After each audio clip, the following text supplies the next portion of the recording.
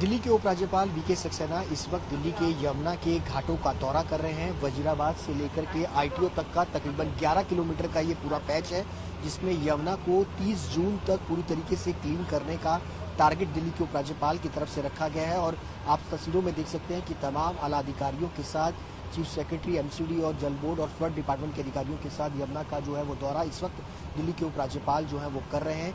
यमुना को 30 जून तक जो क्लीन करने का टारगेट रखा है, उसी को लेकर के अब कल से एक सेकंड फेज जो है वो शुरू होने जा रहा है, जिसमें आईटीओ से लेकर के ओखला तक का यमुना का ये पूरी बेल्ट जो है वो आगे की करीबन 11 किलोमीटर के स्क्वैच को भी आगे क्लीन किया जाएगा। अभी फिलहाल आप देख सकते हैं कि यमुना को काफ़ी हद तक जो उसमें गंदगी थी उसको बाहर निकाला गया है। इसके अलावा यमुना में गिरने वाले तमाम नालों को जो है वो डायरेक्ट बंद किया गया, उनको पानी के फिल्टर करके ही आगे जाने की इजाज़त जो है वो यमुना नदी में छोड़ा जा रहा है, ताकि यमुना को पूरी तरीके से साफ किया जा सके।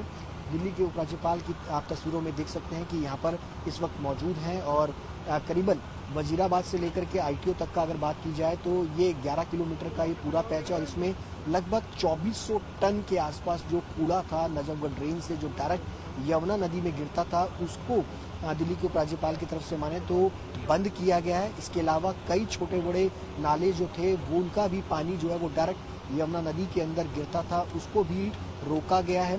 अलग अलग एरियाज़ पे अगर खास तौर पर बात की जाए तो जितने भी ब्रिज इसके बीच में आते हैं, कई सारे ऐसे स्टेप्स हैं जहां पर दिल्ली के उपराज्यपाल की तरफ से लिया गया है कि यमुना के अंदर किसी प्रकार का कोई वेस्टेज जो है वो ना गिरे। साथ ही साथ यमुना के अंदर इंडस्ट्रियल वेस्टेज जो गिरता था उसको भी रोकने की कोशिश जो है दिल्ली के उपराज्यपाल की तरफ से की गई है।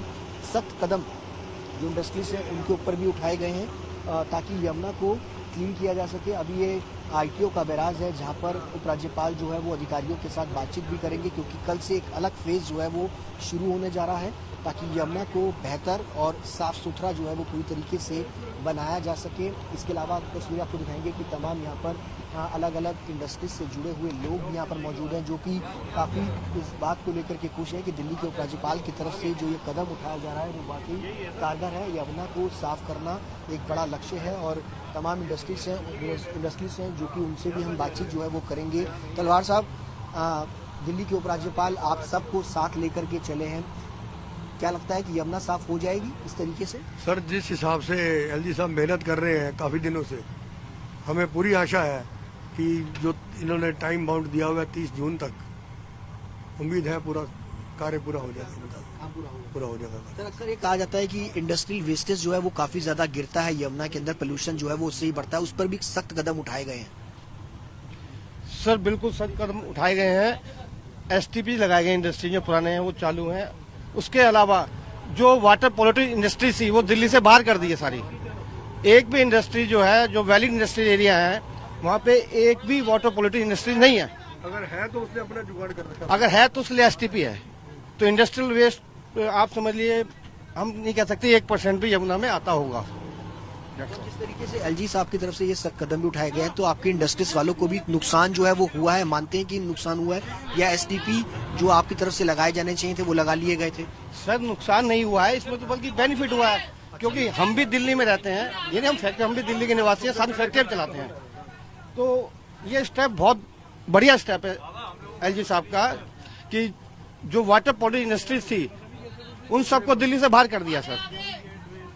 तो अब हम कह सकते हैं कि हमारा इंडस्ट्रियल जो वेस्ट है जीरो है इस समय, नील। इंडस्ट्रियल वेस्टेज जो है वो जीरो है। व्यापारी हैं यहाँ पर, उनका भी साफ तौर पे कहना है कि एलजी की तरफ से जो कदम उठाए जा रहे हैं यमुना को लेकर के, यमुना की साफ सफाई को लेकर के, वो बेहद कारगर हैं।